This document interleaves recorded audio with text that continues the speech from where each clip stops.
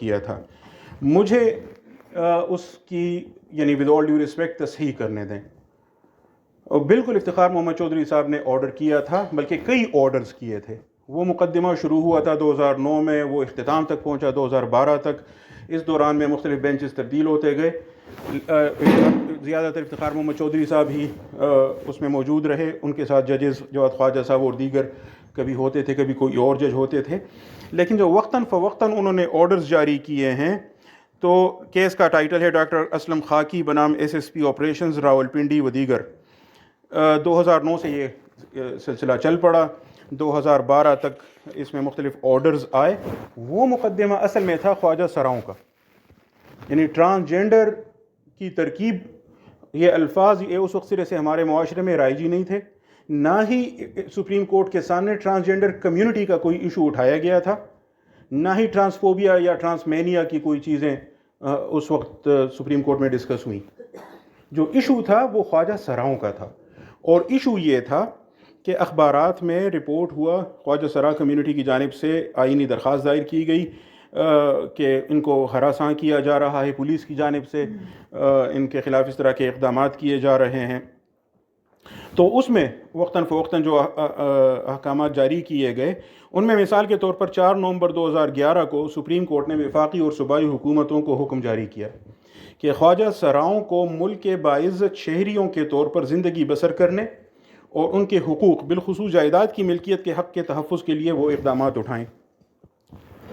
20 نومبر 2009 کی سماعت میں سپریم کورٹ کو بتایا گیا تھا کہ حکومت اس سلسلے میں ایک کرتاسِ کار ورکنگ پیپر بنا رہی ہے.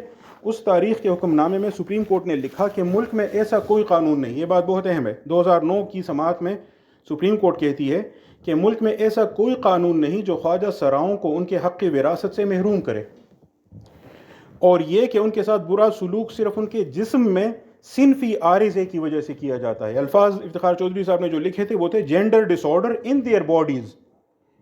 یہ الفاظ اس لیے نوٹ کرنے کے ہیں کہ اس سے معلوم ہوتا ہے کہ یہاں تو ریم شریف نے کہا کہ اس کا جسم سے کوئی تعلق ہی نہیں ہے، وہاں ساری بحث جسم پر ہو رہی ہے، اور یہاں تو جینڈر اور سیکس کو ایک دوسرے سے الگ کیا جا رہا ہے، اور سیکس کو جسم کے ساتھ اور جسم کو الگ ذاتی احساس کے ساتھ جوڑا جا رہا ہے. وہاں تو وہ gender disorder in their bodies کی بات کر رہے ہیں، تو وہ تو جینڈر اور سیکس میں فرق ہی نہیں کر رہے جو افتخار محمد چودھری صاحب کا آرڈر ہے.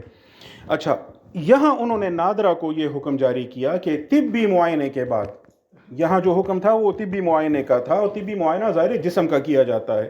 کاغذات میں خواجہ سراؤں کی جنس کے اندراج کے لیے ضروری اقدامات اٹھائے. یہ سپریم کورٹ نے آرڈر کیا تھا، اور اسی طرح انہوں نے کوٹا مخصوص کرنے کی بات بھی کی تھی. ایک بات بہت دلچسپ، سپریم کورٹ نے اسی آرڈر میں یہ بھی لکھی ہے کہ کچھ مرد اور عورتیں جن کو کوئی جسمانی عارضہ لاحق نہیں، لیکن انہوں نے خواجہ سراؤں کا بھیس بدلا ہے، اور اس بھیس میں وہ جرائم کا ارتکاب کرتے ہیں.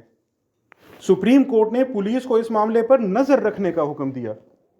یعنی وہ چیز جس کو اب آپ رائٹ کے طور پر اسرٹ کر رہے ہیں، سپریم کورٹ 2009 کے حکم نامے میں اس کو جرم قرار دے کر پولیس کو کہتی ان پر نظر رکھیں کہ یہ ہیں مرد خواجہ سرا بن کر پھر رہے ہیں، یا عورتیں ہیں اور خواجہ سرا بنی پھرتی ہیں، تو ان پر، اور اس بحث بدل کر یہ جرائم کا ارتکاب کر رہے ہیں، تو ان پر نظر رکھیں. یہ بھی 2009 کے آرڈر میں ہے. اچھا،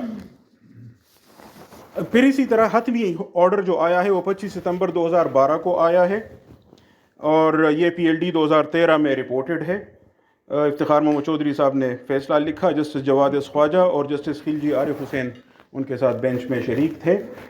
اور وہاں یہ کہا گیا کہ وفاقی حکومت اور صوبائی حکومت نے بہت مناسب اقدامات اٹھائے ہیں، اور جو شناختی کارڈ جاری کرنے کے لیے نادرا کا انتظام تھا، جس کا حوالہ عبد الرحمن صاحب نے پہلے دیا کہ وہ ایک سسٹم جاری ہوا، تو اس کی تحسین بھی کی گئی.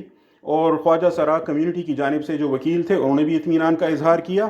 تو پھر سپریم کورٹ نے کہا مزید اس میں کسی آرڈر جاری کرنے کی ضرورت نہیں، اب اگر کوئی مسئلہ ہوگا تو اس کو انتظامی سطح پر حل کیا جا سکے گا.